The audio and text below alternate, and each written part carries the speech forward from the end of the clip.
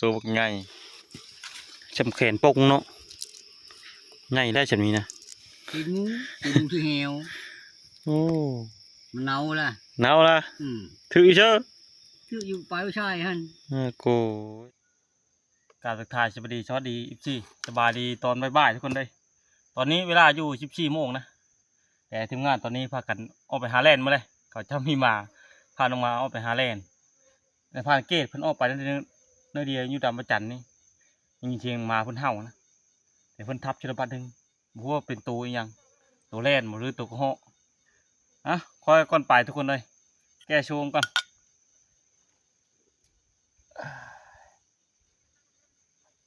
โมงมากินบ่ได้เนี่ยมัน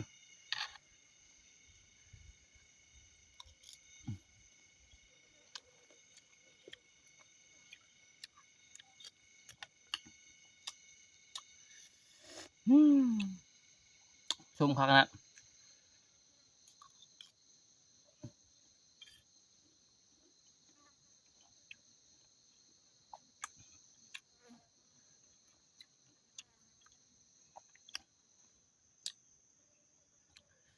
เอาจังใดกะทารุนเบิ่งคอย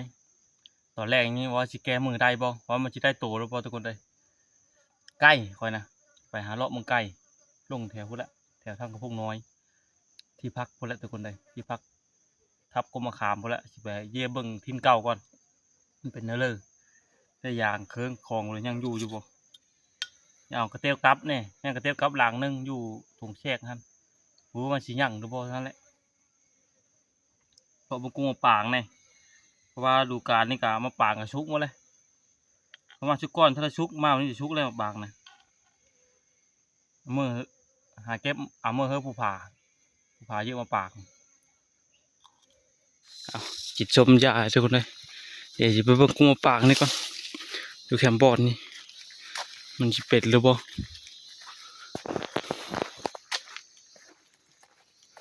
ดูคนแดดโอ้ย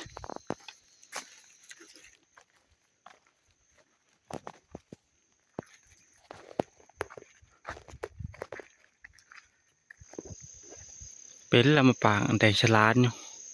ชุกมาเลย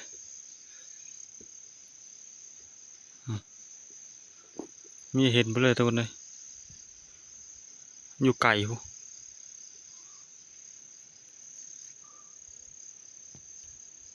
ก็เหาะเลยพี่เขากินดิกกมันหกเลยนะนี่มาเบิ่งทางนี้ก็ได้ฉลาดอยู่เขาห่านแล้วก็ขึ้นได้มือยังมาเอาไปเลยมือยังมาเอาทุกคนได้บัดมือก่อนยกอยู่มือยังมาอาหารเอารถ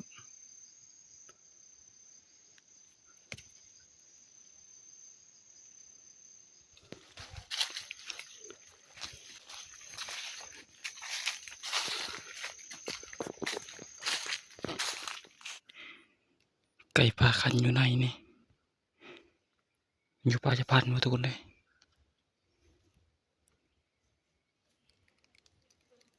เดี๋ยวชิโกแกแล้วเบิ่งว่ามันสิเข้าหรือบ่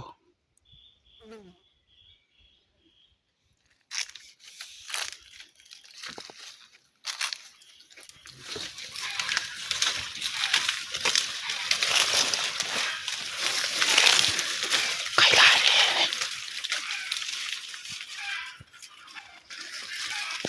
จักกุละตองมาทุกคนเลยกระต่ายเชล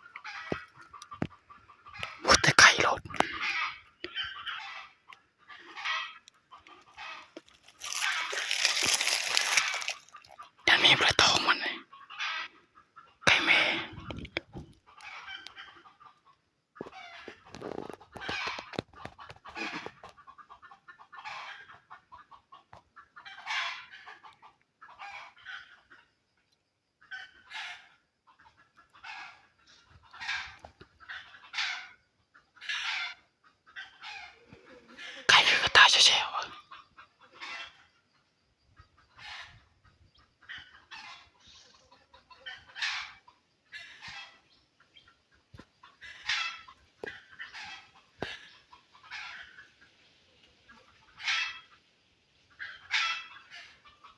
บินไปมัดจอยทุกคนเลยบ่ได้จักโตก็แกบ่เข้าเลยมูเป็นยังพี่เลยใกล้กระตาเชี่ยวแบบมันเห็นเนื้อเห็นเบิ่งคอยนั้นอยู่โหยพุ่นต้องคอยก็แกตะวิดนั่นแล้วใกล้แม้ตัวนึงอ่ะมันกระตาขึ้นกระตาน้ำเชี่ยวก็แกมีเฮาเลยบาดนี้แล้ว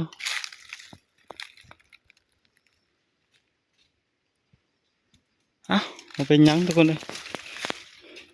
ต้องหาตัวใหม่ซะแล้ว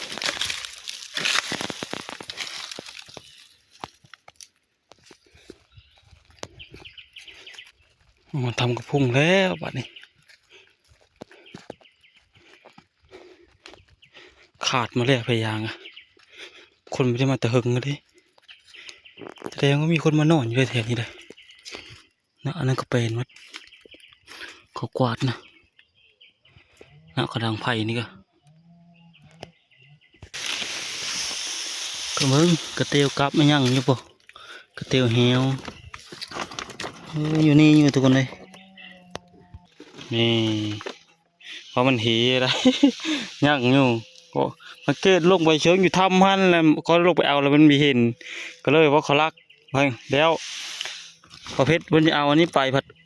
มันมาอยู่นี่เด้อวะเห็นอยู่ถงแทรกนี่ก็เลยมาหาเห็นจนเจอเอาเลาะทางมาแล้วบัดนี้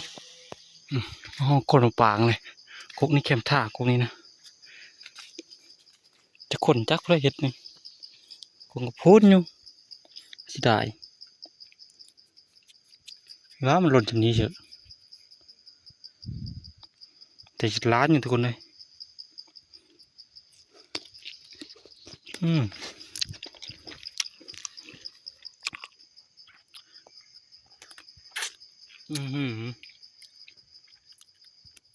หวานในกรงนี้นะ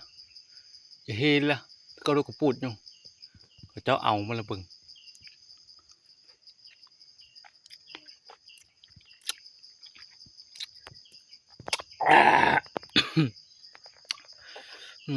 ส้ม ก็หวาน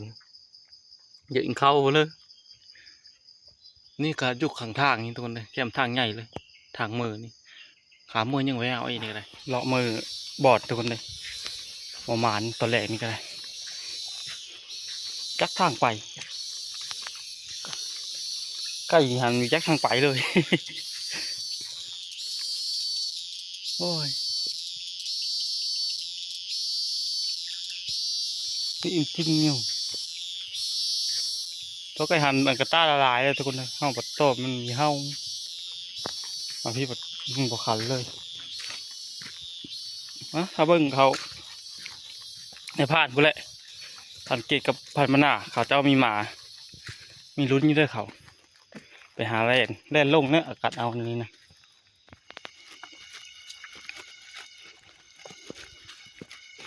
ทีมงานจะมาจะคนอยู่ทุกคนเลยไปยืมแท้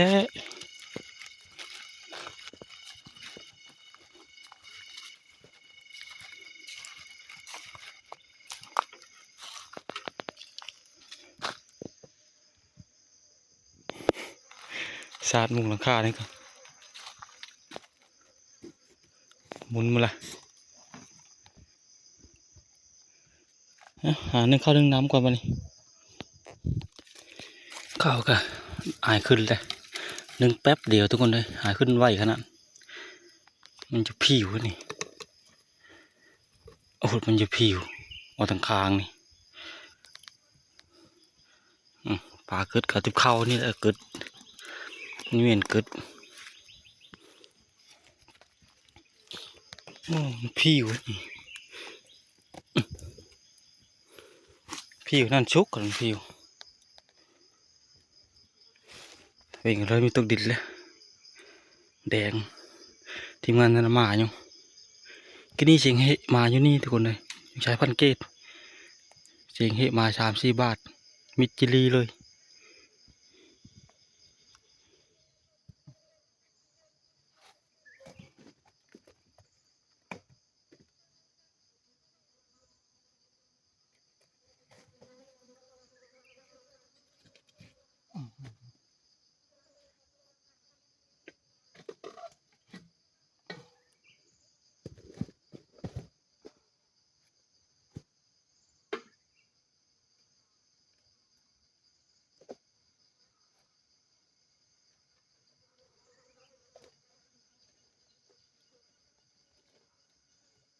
ทำสิเกินเขา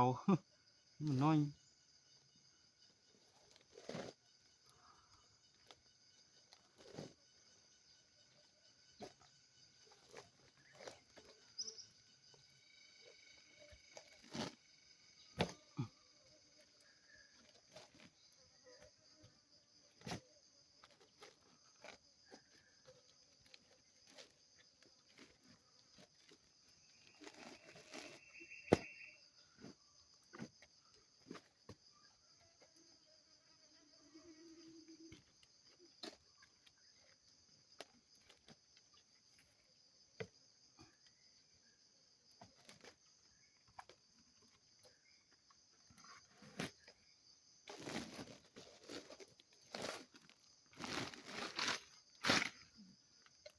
เขาก็ชุกซอยแล้วพอดีจะผ่านเพิ่นมา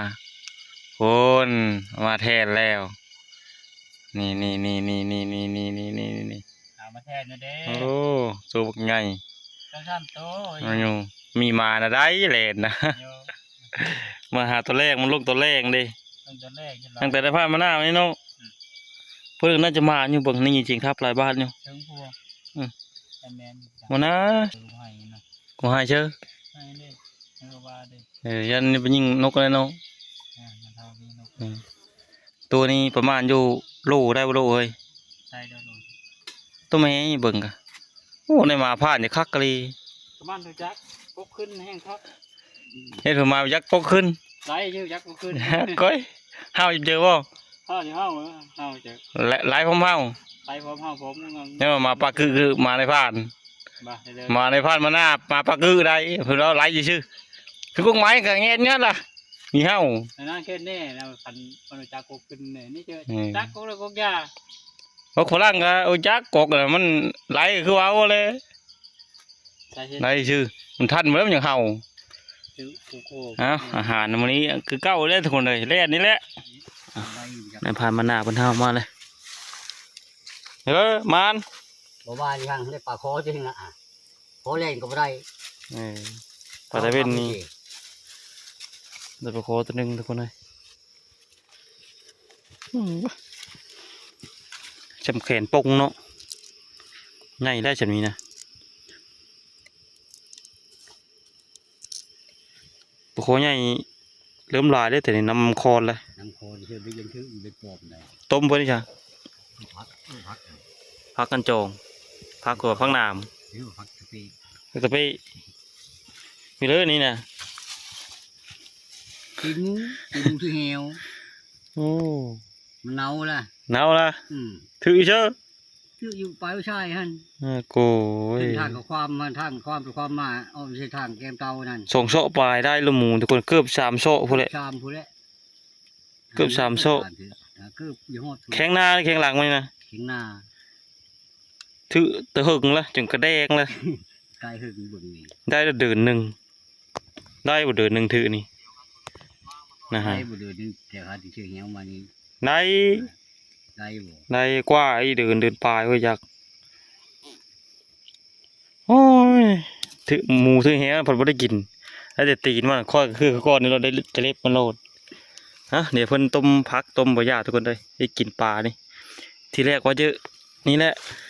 กันในผ้ามีวันหน้ามีได้เว้ยจะว่ากินแรดนี่ไง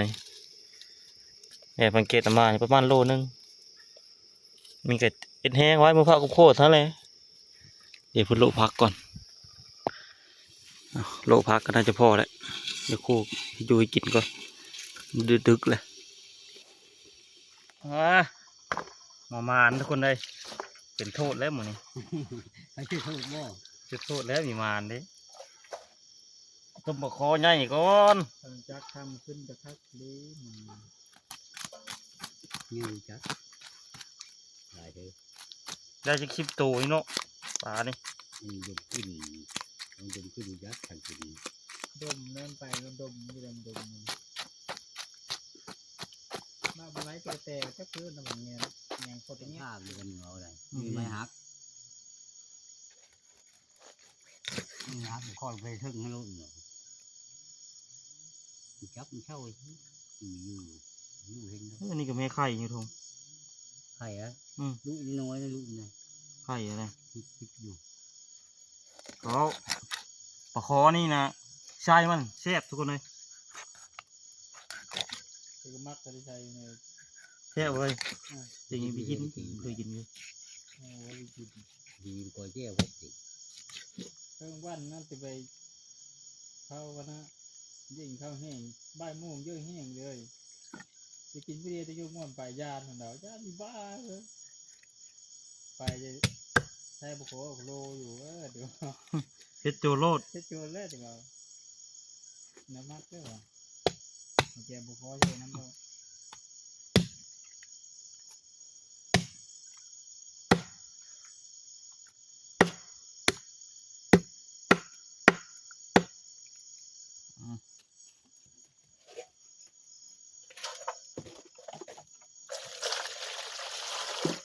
เจอเข้าไป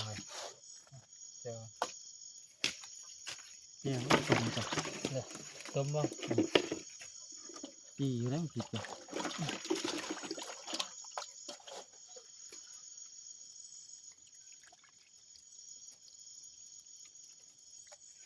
ที่ต้มกันนี่ก็ยังกินมาหมดตัวคนเลยลายนี่ทำไงเนี่ยปลาคอมีไข่มันนะต้มน้ำพดเดือดก็ยังเอาลงนี่มันต้มมันก็ได้หากระค้างขึ้น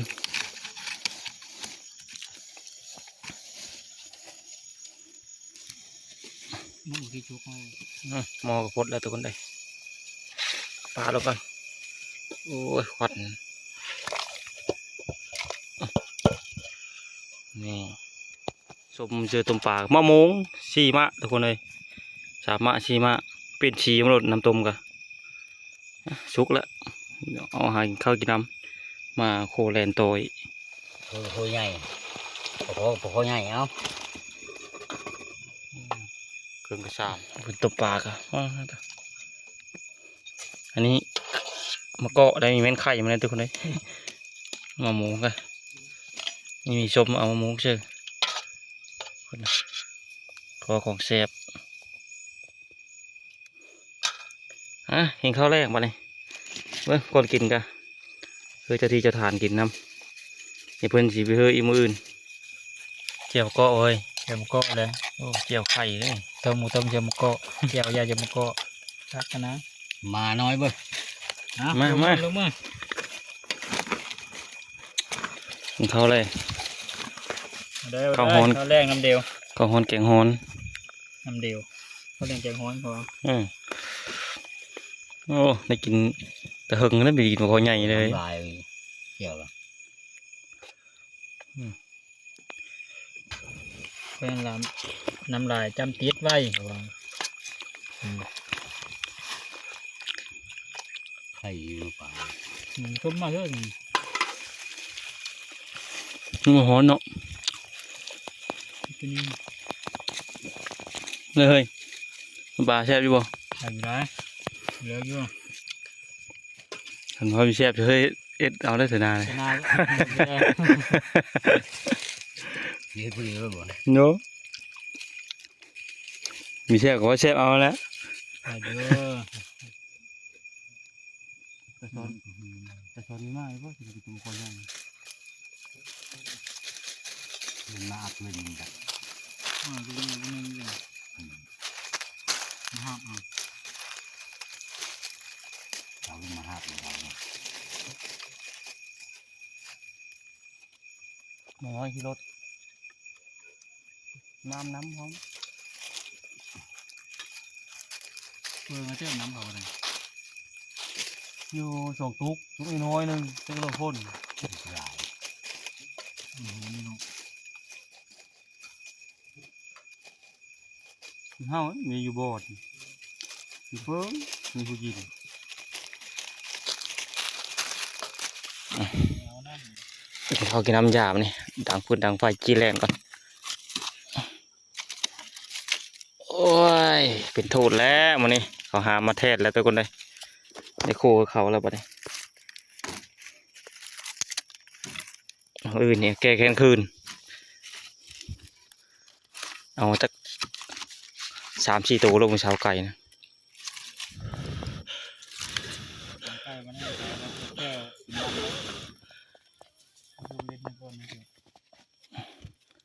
โอ้เขาอีมันนอนเฉยอยู่เนาะ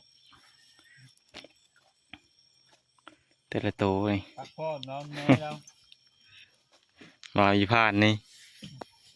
มีจักขึ้นเล่นเว้ยเล่นกับงูไม้มีจักขึ้นชำแล้ว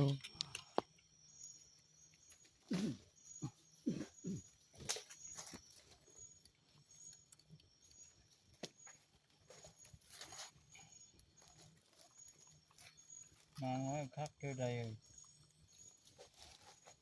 ไม่เล่นนะ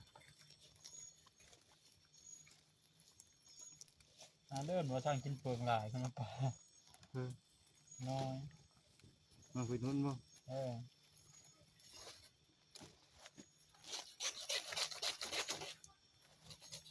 กินเปลืองหลายหนูป่าไว้กินเปลืองมันแพงนะเดี๋ยวมันยากดีเลย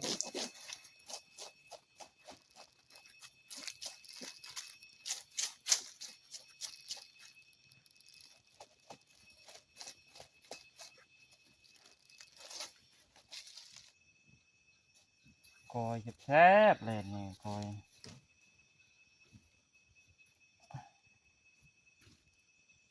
เอาพักเลยอ่ะพอแล้วทุกคนเลยอย่าไปจ้าเอาไปเลยก่อนนี่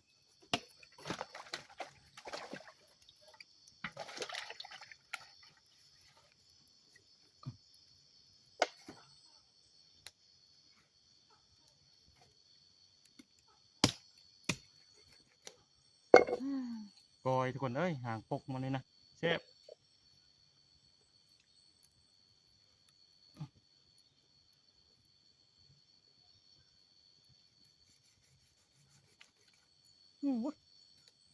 มันขนาดไหนมันเต็มท้อง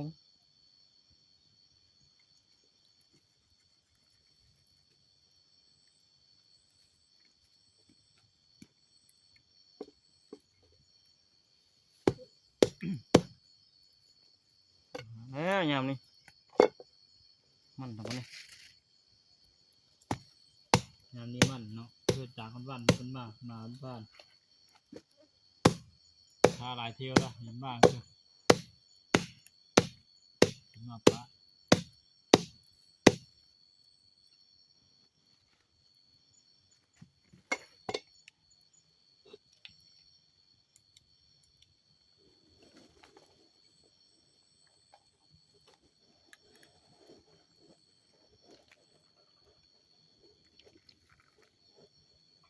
ไข่น้อยไข่ไม่ใช่ไข่น้อย โอ้โหดิกินน้ำแรงเดินมา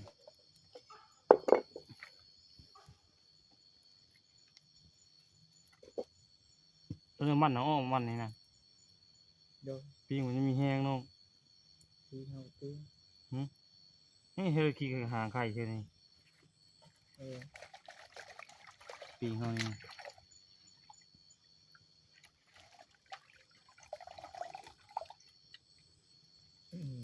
เครื่องในมันเลย ไม่ได้อย่างกันนะครับ มันจะตับเลยรับเนื้อปีงแล้วทุกคนเลย